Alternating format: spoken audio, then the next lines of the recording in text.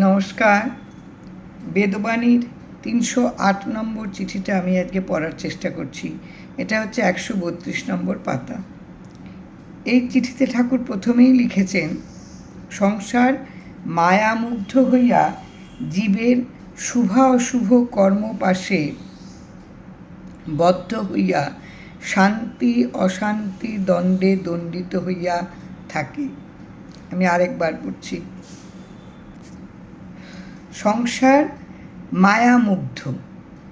এই সংসারটা যে মায়ায় মুগ্ধ আমরা হয়ে পড়ি, একেবারে আমরা মোহিত হয়ে পড়ি। যে মায়া, যে মমতা, যে মোহ, এটা সবটাই অনিত্য, সবটাই অবাস্তব, সবটাই হচ্ছে একেবারে জাদুবিদ্যা, কৌতুক। এই আছে, এই নেই। এই মায়ার জালে আমরা মুগ্ধ হয়ে থাকি। এটা হচ্ছে সংসার। এই সংসার মায়ামুগ্ধ হয়ে আমরা এই অলীক জিনিসের প্রতি একটা মুগ্ধতা, একটা মায়া মমতার বশে আমরা কি করি, শুভ অশুভ, শুভ হচ্ছে যেটা হচ্ছে একটা স্থির জিনিস যার মধ্যে কোনো উপদ্রব নেই এরকম, আবার অশুভ হচ্ছে যেটা অস্থিরতা, যেটার মধ্যে কোনো শুভ কিছু নেই, খুব উপদ্রবকারক। এরকম জিনিসের প্রতি আমরা কি করি, তার কর্মপাশে বদ্ধ হয়ে পড়ি, তার মানে আবদ্ধ, আটক হয়ে পড়ি তার নাকপাশে। তার যে একটা সূক্ষ্ম বাঁধন, এই বাঁধনে আমরা নিজেদেরকে বেঁধে ফেলি। বদ্ধ হয়ে কি হয়, শান্তি অশান্তি দ্বন্দ্বে দণ্ডী হইয়া থাকে। এর ফলটায় কি হয়, কখনো শান্তি আসে মনে, কখনো অশান্তি আসে মনে। এই দণ্ড, এই শাস্তিতে আমরা ভোগ করি, এই শাস্তিটা আমরা ভোগ করি, আমরা নিজেরাই নিজেদের শাস্তি ভোগ করি। কেন না, আমরা সংসারের নানা মায়াতে, মায়ার জালে যা দেখি তাতে আমরা একদম মোহিত হয়ে পড়ি, আমরা মুগ্ধ হয়ে পড়ি, আমরা ওই আটকেই নিজেদেরকে আমরা সবসময় আটকে ফেলি, সেই জালে আমরা নিজেদেরকে আটকে ফেলি। আটকে ফেলার ফলে নানান রকম ভালো মন্দের যে একটা নাকপাশ, যে একটা সূক্ষ্ম বাঁধন, এই বাঁধনে আমরা নিজেদেরকে বদ্ধ করে ফেলি। ফলে আমরা শান্তিও পেতে পারি, অশান্তিও পেতে পারি। এই শান্তি এবং অশান্তির যে দণ্ড, যে শাস্তি, এটা আমরা ভোগ করি। এই দণ্ডিত আমরা শাস্তি পাই। অতএব সর্বদা ভগবানের নিকট থাকিতে চেষ্টা করাই হচ্ছে জীবের মুখ্য ধর্ম। জীবের মুক্তির বা একমাত্র সেখান থেকে বেরিয়ে আসা, সেখান থেকে নিষ্কৃতি পাওয়া, এটাই ধর্ম হওয়া উচিত জীবের, শুধু ভগবানকে স্মরণ করে থাকা। এর বাইরে আর কোনো কিচ্ছু নেই। আমরা প্রত্যেকে কি করি, আমরা একটা মোহ জালে, একটা কৌতুকপূর্ণ জিনিসে, যার কোনো বাস্তবতা নেই, যার কোনো বিদ্যমানতা নেই, এরকম একটা অনিত্য জিনিসের প্রতি আমরা মুগ্ধ হয়ে থাকি। মুগ্ধ হয়ে কি হয়, মুগ্ধ হয়ে আমরা নানান রকম কাজের একটা বাঁধনে নিজেদেরকে আমরা বেঁধে ফেলি। এই বেঁধে ফেলার ফলে কি হয়, আমাদের নানান রকম দণ্ড ভোগ করতে হয়, কখনো শান্তি, কখনো অশান্তি। সেই জন্য ঠাকুর বলছেন, এই জন্য তোমার সবচেয়ে বড় ধর্ম হচ্ছে মুক্তি পাবার একটাই ধর্ম, তুমি ভগবানের নিকট নিজেকে রাখতে চেষ্টা করো। এই যে এটা হচ্ছে সবচেয়ে বড় কথা, ভগবানের কাছে নিজেকে রাখা আমরা পারি না। কেননা আমাদের ভেতরে ভীষণ কর্তৃত্ব, এবং এই কর্তৃত্বের অহংকারে আমরা সবসময় যে কোনো কিছুতেই আমাদের একটা মুগ্ধতা অত্যন্ত বেশি। তাতে আমরা কি দণ্ড পেলাম, কতটা শান্তি পেলাম, কতটা অশান্তি পেলাম, তাতে আমরা কিন্তু খুব একটা বিচলিত হই না। আমরা আমাদের কর্তৃত্ব ফলাতে গিয়েই আমরা বারে বারে জর্জরিত হতে থাকি। কিন্তু যেটা আসল ধর্ম, সেটা হচ্ছে তুমি ভগবানের নিকট নিজেকে রাখো। এই ভগবানের নিকট নিজেকে রাখাটা হচ্ছে আমার সত্য ধর্ম। এই সত্য ধর্ম যে পালন করতে পারে তার জীবনে আর কোনো চিন্তা নেই। এরকম একটা সত্য ধর্মকে নিয়ে কেন্দ্র করে ঠাকুর একটা প্রসঙ্গ তিনি বলেছিলেন, এবং এই তরলা সুন্দরী গাঙ্গুলি এই প্রসঙ্গটা শুনে তিনি লিখেছিলেন। এটা আমাদের সবরীতে বেরিয়েছিল। সেখানে ঠাকুর বলেছিলেন, সত্যনিষ্ঠাই হচ্ছে ধর্মের স্তম্ভ, পিলার। তোমার যে ধর্ম হচ্ছে যা ধারণ করা উচিত, এই ধর্মের পিলার হচ্ছে তোমার সত্য ধর্ম।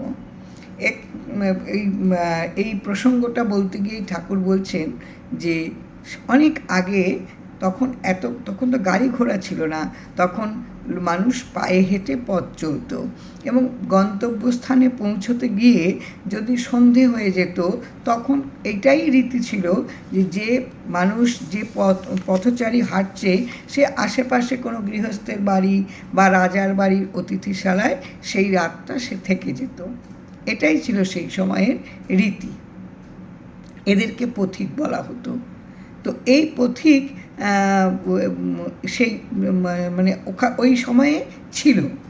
তো ওই রাজ্যেই এক চর্মকার, সে ছিল ভীষণ সৎ এবং খুব ধার্মিক, খুব ভালো লোক ছিল। সে প্রতিদিন 2 জোড়া জুতো, 4টে জুতো সে বানিয়ে হাটে নিয়ে যেত, বিক্রি করত। যা তার লাভ হতো তা দিয়ে তার প্রয়োজনীয় তার জিনিস কিনে নিয়ে এসে সে খাবার খেত, আর খাবার শেষে রাত্রিবেলায় শোয়ার আগে চামড়া জলের মধ্যে ভিজিয়ে রেখে শুতে যেত। পরের দিন আবার 4টে জুতো বানাবে।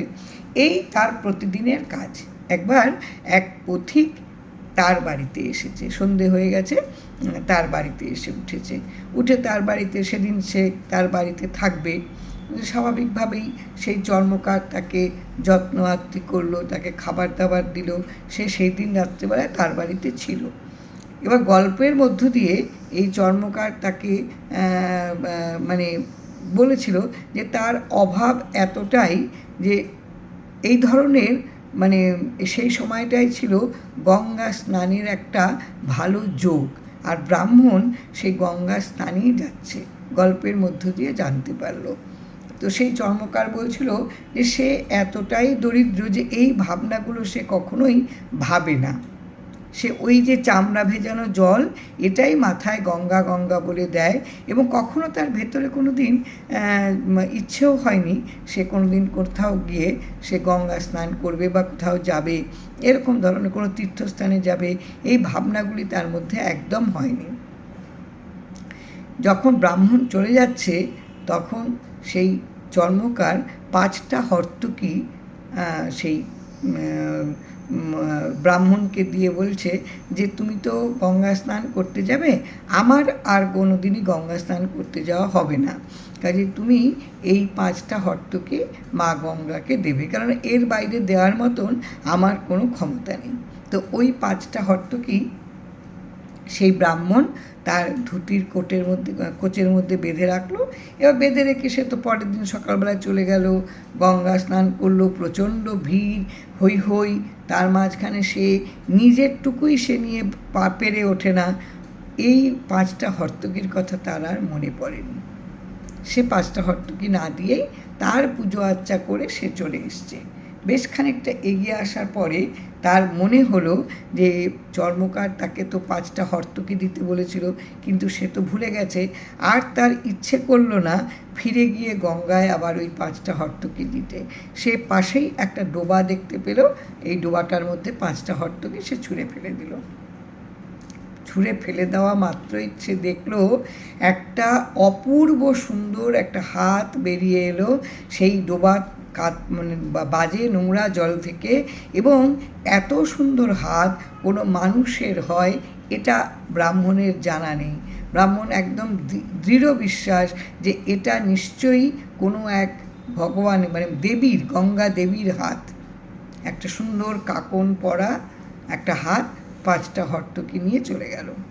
এবার ব্রাহ্মণের মনের মধ্যে একটা সন্দেহ হলো যে আমি এত গঙ্গা স্নান করতে যাই, এত আমি পুজো করি, আমি তো কোনো দিন এইরকমভাবে দেখতে পাইনি, কিন্তু আজকে এই চর্মকার কি মন্ত্র পড়ে এই 5টা হর্তকি দিয়েছিল যে গঙ্গা স্বয়ং এসে এই 5টা হর্তকি গ্রহণ করলেন, এটা আমাকে জানতেই হবে। ব্রাহ্মণ বাড়ি ফিরে গেল না, সে চর্মকারের বাড়িতে গেল। চর্মকারের বাড়িতে গিয়ে সে বারে বারে বোঝাতে জানতে চাইল যে তুমি আমাকে বলো কি এমন মন্ত্র তুমি পড়ে গেছো, বলে দিয়েছো যে হর্তকিটাতে পড়েছো, যে হর্তকিটা আমি দেওয়া মাত্র এরকম স্বয়ং গঙ্গা এসে, মা গঙ্গা এসে সেটা নিল। চর্মকার বারে বারে বোঝাচ্ছে সে কোনো মন্ত্র জানে না, সে কিচ্ছু জানে না, সে একটা জিনিসই জানে যে সত্যি পথে চলা, কাউকে না ঠকানো এবং সবসময় সত্য কথা বলা, এর বাইরে সে আর কিচ্ছু জানে না।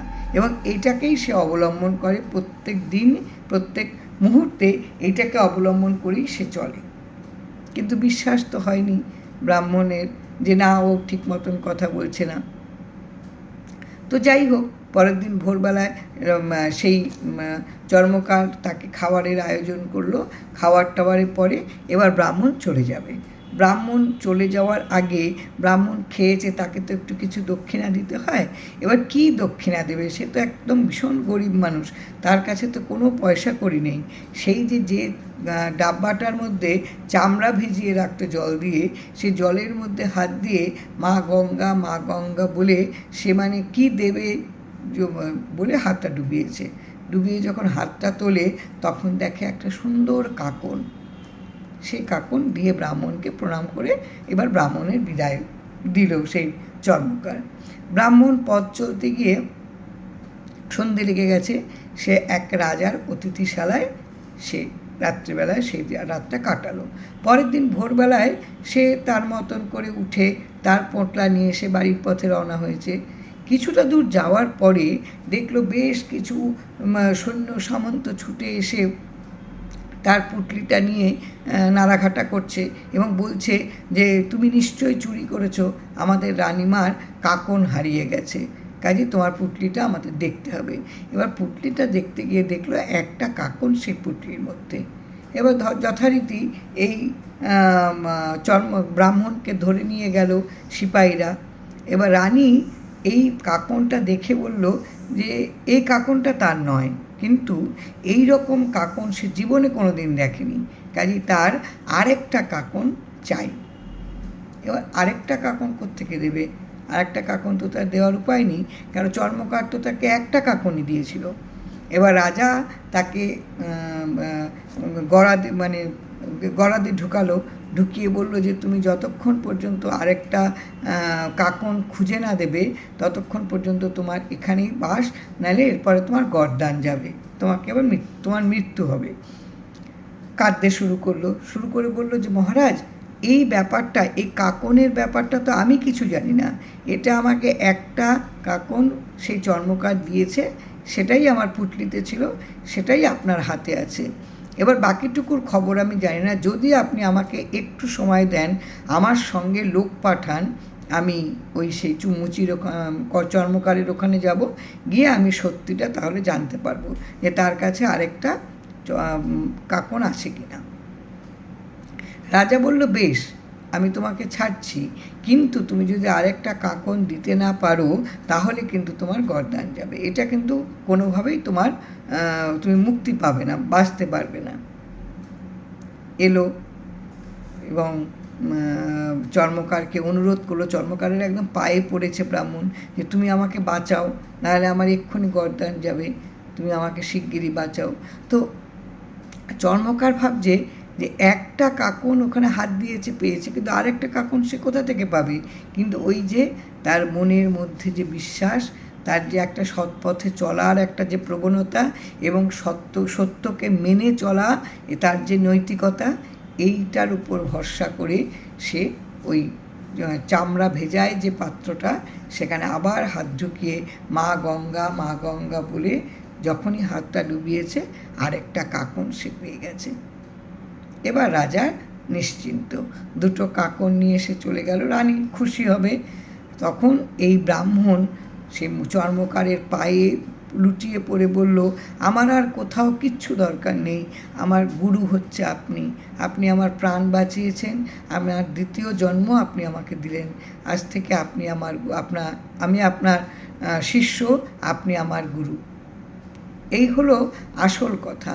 আসল ঠাকুর এই গল্পটা বলে ঠাকুর একটা কথাই বললেন, সবচেয়ে বড় কথা হচ্ছে সত্য ধর্ম হচ্ছে সত্য পথ, সত্য কথা বলা, সত্য পথে চলা।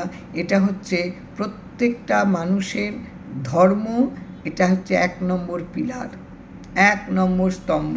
তুমি কখনো সত্যকে ত্যাগ করো না, তোমাকে কেউ ত্যাগ করতে পারবে না, কেউ তোমাকে ত্যাগ করতে পারবে না। কিন্তু তুমি যেই মুহূর্তে সত্যকে তুমি ত্যাগ করেছো, সেই মুহূর্তে কিন্তু তোমাকে সবাই ত্যাগ করে ফেলবে। এটা কিন্তু ভীষণ সত্যি। এই যে ঠাকুর এই কথাটা বলছেন যে সর্বদা তুমি ভগবানের নিকট থাকো, তার মানে কি তুমি সবসময় সত্যকে আগলে থাকো, সত্যকে অবলম্বন করে প্রতি মুহূর্তে কাটাও। তাহলে তোমার মোক্ষ লাভ হতে তুমি মুক্তি পাবে। এবং তোমার যে ধর্ম, তোমার এই থাকাটা যদি তুমি ধর্ম হিসাবে মনে করো, তাহলেই কিন্তু তোমার মুক্তি পাবে। সত্য ধর্মকে আগলে থাকাটাই হচ্ছে একমাত্র ধর্ম। ভগবানের নিকট থাকো এবং সত্য পথে চলো।